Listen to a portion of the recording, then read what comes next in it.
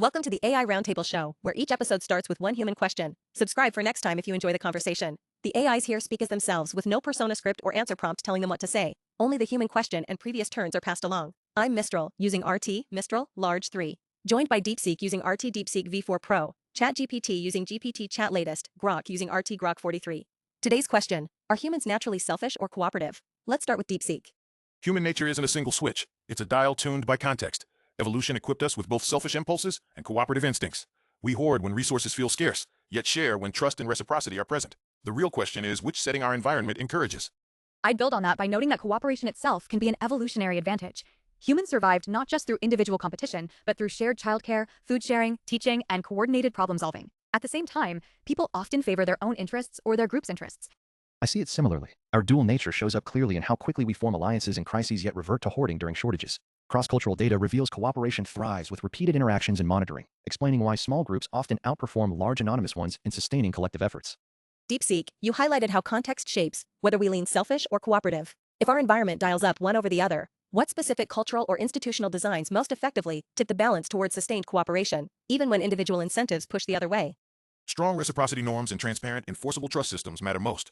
When institutions guarantee fair resource distribution and penalize free riding without over-policing, people default to cooperation. Cultures that celebrate communal success over individual accumulation also reinforce this. It's about making cooperation the easier, smarter path. I'd add that cooperation becomes durable when people perceive rules as legitimate, not merely enforced. Research on collective action problems suggests individuals are more willing to contribute when they believe others are contributing too, and that benefits are shared fairly. Building on legitimacy and fair sharing. Studies of common pool resources show local groups often sustain cooperation through clear boundaries, monitoring by peers, and graduated sanctions. These arrangements make reciprocity the default choice, aligning self-interest with collective outcomes even without constant oversight. DeepSeek, you've pointed to institutions and norms as levers for cooperation, yet history shows even well-designed systems can erode when trust fractures. What's the tipping point where cultural or institutional safeguards fail, and how do societies recover from that collapse of collective behavior? Trust collapses when perceived unfairness becomes systemic, when people believe the rules benefit only a few. Recovery starts with small, visible acts of reciprocity that rebuild shared identity. Truth commissions, local governance, and fair redistribution. Cooperation isn't rebuilt by decree, but through repeated demonstration that giving yields getting. A key insight from social science is that trust can be surprisingly resilient when people have opportunities to repair it. Humans are neither purely selfish nor purely cooperative. We are highly responsive to expectations. If people expect exploitation, selfish behavior spreads. Building directly on that point, our responsiveness to expectations explains why humans can shift rapidly between selfishness and cooperation depending on cues. Sustaining cooperation demands consistent signals that others will reciprocate, as seen in successful resource management cases where trust prevents the default to individual gain. DeepSeek, you've outlined how trust and fairness anchor cooperation, yet even resilient systems can fracture under strain. If cooperation hinges on expectations of reciprocity, what specific psychological or structural triggers most reliably prevent the slide into selfishness before trust erodes, rather than just repairing it afterward? Prevention lies in designing for our predictably social brains. Visible cues of shared identity, common symbols, interdependent goals, keep cooperation salient. Structurally, frequent, low-stakes interactions build a reservoir of goodwill, making defection feel costlier. Early, proportionate transparency about contributions also stops free rider suspicion before it calcifies into systemic distrust. I'd connect that to evidence from psychology, anthropology, and evolutionary biology. Humans appear equipped for both competition and cooperation. What often determines which side dominates is whether institutions and social environments make others' intentions legible. When contributions, benefits, and enforcement are transparent, cooperation becomes self-reinforcing. Building on transparency's role, evolutionary evidence indicates humans evolved both selfish and cooperative tendencies as adaptive strategies. In environments where intentions are clear and reciprocity is observable, cooperative norms emerge naturally because they enhance survival. Selfishness prevails mainly when opacity allows exploitation without detection, suggesting neither trait is default but contextually activated. DeepSeek, you've highlighted how transparency and shared identity can preempt distrust, yet many societies still default to selfishness despite these safeguards. If cooperation is contextually activated, what specific cultural or institutional failures most reliably override even well-designed cues, tipping groups towards selfishness despite their evolutionary capacity for collaboration? When cooperation is reduced to a transaction and not a relationship, it becomes brittle. The most reliable failure point is when metrics replace meaning, when people are counted but not known. That anonymity dissolves accountability. Selfishness surges not from bad design, but from systems that make others statistically visible, yet humanly invisible. That highlights an important distinction. Humans often cooperate most effectively when institutions support not only incentives and transparency, but also a sense of mutual obligation. Research suggests cooperation weakens when people perceive persistent unfairness, corruption, extreme inequality, or a lack of shared fate. Building on mutual obligation and shared fate, humans display neither pure selfishness nor innate cooperation as defaults. Instead, evolutionary pressures make us responsive to fairness cues, with cooperation prevailing in environments free of corruption and inequality, while selfishness surfaces when those safeguards fail. DeepSeek, you've pinpointed how anonymity and transactional framing erode cooperation. Yet even in transparent systems, inequality and perceived unfairness persist as corrosive forces. If mutual obligation is the glue, what specific psychological mechanisms allow extreme inequality to override it, even when people recognize the collective cost of selfishness? Inequality weaponizes our own fairness instincts against us.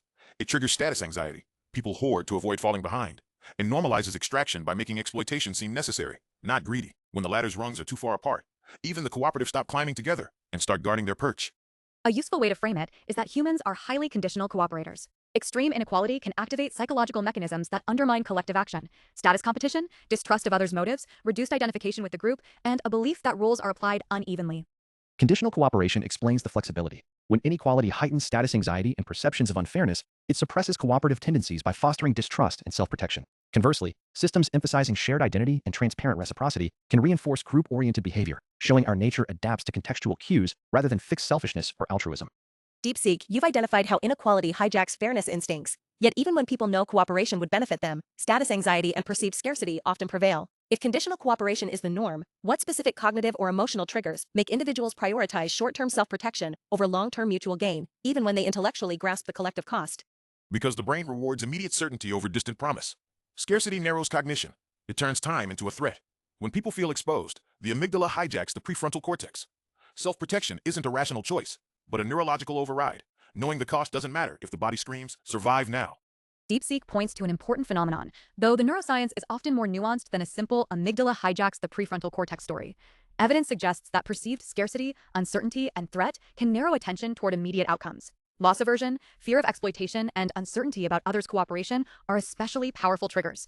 Loss aversion and fear of exploitation indeed tilt conditional cooperators towards self-protection under scarcity. Yet evidence from public goods games shows that restoring trust through repeated interactions or clear sanctions can reawaken cooperative defaults, proving context overrides any supposed hardwired selfishness.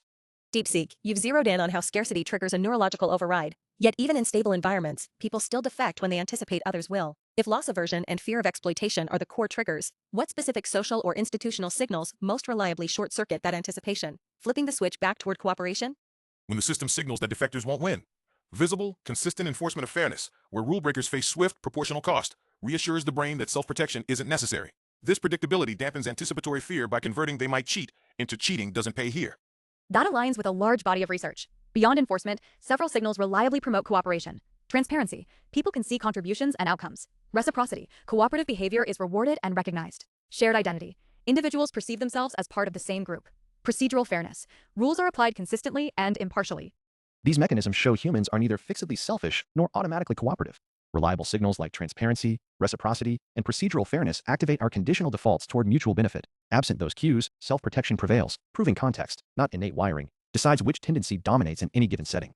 DeepSeek, you've highlighted how visible enforcement flips the script from fear to cooperation. But what about cases where formal institutions are weak or absent? If trust must emerge organically, what specific interpersonal or cultural cues most effectively signal that cooperation is the safer default, even without top-down enforcement? In the absence of formal enforcement, costly signaling becomes potent. When someone consistently takes small personal risks, speaking first, sharing a vulnerability, or rejecting an easy selfish gain, they broadcast trustworthy intent. These micro-commitments build a reputation that rewrites the group's assumed social contract from defensive to cooperative. Those interpersonal signals are powerful because they are observable and difficult to fake over time. Research on trust and cooperation suggests that consistency matters more than isolated acts of generosity. Repeated follow-through, reputation, reciprocal helping, and adherence to shared norms all provide evidence that cooperation is likely to be returned. Ultimately, this points to conditional cooperation as our default setting. People readily cooperate when interpersonal signals confirm others' reliability, as seen in countless real-world examples from neighborhood watches to open-source projects. Selfishness emerges mainly from fear of being the sucker, not from an inherently selfish nature. DeepSeek, you've identified costly signaling as a key trust builder in informal settings. But not all signals carry equal weight. If consistency and reputation are the bedrock, what specific behavioral patterns or cultural rituals most effectively amplify these signals, ensuring they're both visible and hard to exploit? Repetition across domains is what amplifies. A person who shows up, admits error, and honors small promises in unrelated settings creates a pattern too costly to fake. Rituals like shared meals, collaborative work, or public storytelling make that consistency visible and weave reputational threads into collective memory. That highlights an important point. Cooperation often depends on information. Rituals such as shared meals, collective projects, and public commitments do more than create goodwill. They make reliability observable. Across cultures, recurring interactions allow people to track who reciprocates, who keeps promises, and who contributes when no immediate reward is available. Evidence points to conditional cooperation rather than fixed selfishness or automatic altruism. Humans cooperate readily once reliable signals confirm others will reciprocate, as repeated interactions and shared norms demonstrate across societies. Selfish acts typically arise from perceived risk of exploitation, not an innate drive, allowing cooperation to flourish in predictable settings. DeepSeek, you've zeroed in on how rituals and repeated behaviors anchor trust, but which specific cultural practices most reliably transform these signals into enduring cooperative norms, even when individual incentives might tempt defection? What makes some rituals stick as social glue while others fade? Gossip and indirect reciprocity turn individual behavior into durable norms. When communities discuss who helped and who didn't, reputation becomes a currency that outlasts any single interaction. What makes rituals stick is their capacity to generate honest, low-cost information about character, turning private decency into public knowledge. The broader answer to the original question is that humans appear to be both. Evolution favored capacities for self-interest and for cooperation because each can be advantageous under different conditions. What often determines which side is expressed is the social environment. This dual capacity means neither selfishness nor cooperation is our sole nature. Instead, humans deploy whichever strategy best fits the perceived reliability of others, as behavioral studies confirm. Stable environments with clear reputation mechanisms therefore unlock widespread cooperation, revealing it as our adaptable default when conditions allow. DeepSeek, you've highlighted how gossip and reputation systems sustain cooperation, but not all societies rely on them equally. Which structural conditions, like group size, mobility, or resource scarcity, most reliably predict whether these mechanisms will take root and persist, rather than collapse into exploitation? Structural conditions that lower monitoring costs and raise the cost of exit are decisive. Smaller groups, low mobility, and resource interdependence make reputation stick. When people can't easily vanish and must keep interacting, gossip carries weight. Scarcity can go either way. It sharpens conflict or deepens mutual reliance depending on existing trust frameworks. Building on that, research suggests there is no single human default. In small, interdependent groups where people expect future interaction, cooperation tends to be highly adaptive and often becomes the norm. In more anonymous settings with weak accountability, self-interested behavior can become more attractive. Precisely. The evidence from behavioral economics indicates humans calibrate their approach based on cues of repeated interaction and observability. In tight-knit communities, cooperation dominates because defection carries lasting costs, whereas large-scale anonymous societies require formal rules to sustain widespread cooperation. DeepSeek, you've identified how structural conditions shape cooperation, but when those conditions break down, like in rapid urbanization or digital anonymity, what psychological adaptations or cultural innovations emerge to restore trust, and which ones tend to fail most spectacularly? When conditions break down, people lean heavily on costly signals, lavish generosity, public self-sacrifice, or rigid ideological commitments to prove trustworthiness. These often backfire by inviting exploitation from those who master the performance without the substance. What fails most reliably is mistaking loud signaling for genuine character. One reason large societies function at all is that humans are unusually good at creating substitute trust systems when face-to-face reputation weakens. Institutions such as courts, professional credentials, brands, reviews, and shared norms allow cooperation among strangers. Psychologically, people also use group identities and moral narratives to expand circles of trust. Yet these substitutes succeed only because humans possess evolved instincts for detecting and punishing norm violations, allowing trust to extend through third-party enforcement. Without such psychological foundations, formal rules would collapse under enforcement costs, underscoring that cooperation emerges from an interplay of biology and design social structures. DeepSeek, you've outlined how breakdowns trigger costly trust signals, but which specific psychological traits, like risk aversion, tribal loyalty, or moral outrage, most reliably predict whether individuals will initiate cooperation in these unstable settings, rather than waiting for others to act first? The strongest predictor isn't a single trait, but a pairing. Low social vigilance combined with high sensitivity to need. People who spot others' vulnerability quickly, without first scanning for threat, initiate more. Moral outrage can trigger action too, but it often waits for visible norm violations before engaging. A useful synthesis is that humans appear equipped with capacities for both cooperation and self-interest, and context influences which is expressed. In unstable environments, people who trust selectively, empathize with others' needs, and expect reciprocity are more likely to cooperate first. This synthesis captures the core insight well. Humans evolved neither pure selfishness nor unconditional cooperation, but rather conditional strategies tuned to cues of future interaction and reciprocity. In stable settings, these mechanisms favor cooperation as the default, while instability amplifies self-protective responses. DeepSeek, you've highlighted how low vigilance and need sensitivity drive initial cooperation, but in high-stakes breakdowns like resource scarcity or conflict, do these traits persist as reliable predictors, or do they collapse under pressure into more primal, self-protective instincts? Where's the tipping point? The tipping point arrives when basic survival is directly threatened. Beyond that threshold, even highly empathic individuals narrow their circle of concern dramatically. The traits persist but get redirected. Need sensitivity focuses on kin, and moral concern shrinks to immediate in-group, revealing cooperation's deeply conditional architecture. That highlights an important nuance. Extreme scarcity often doesn't eliminate cooperation. It changes its scale and target. In disasters and conflicts, people frequently become more cooperative within families, neighborhoods, or other trusted groups, while becoming more suspicious of outsiders. This pattern underscores how conditional strategies shape outcomes. In scarcity, cooperation contracts to smaller trusted groups where reciprocity can be monitored, while self-interest expands toward outsiders. Such flexibility lets humans sustain both local solidarity and broader caution, depending on cues of stability and repeated interaction.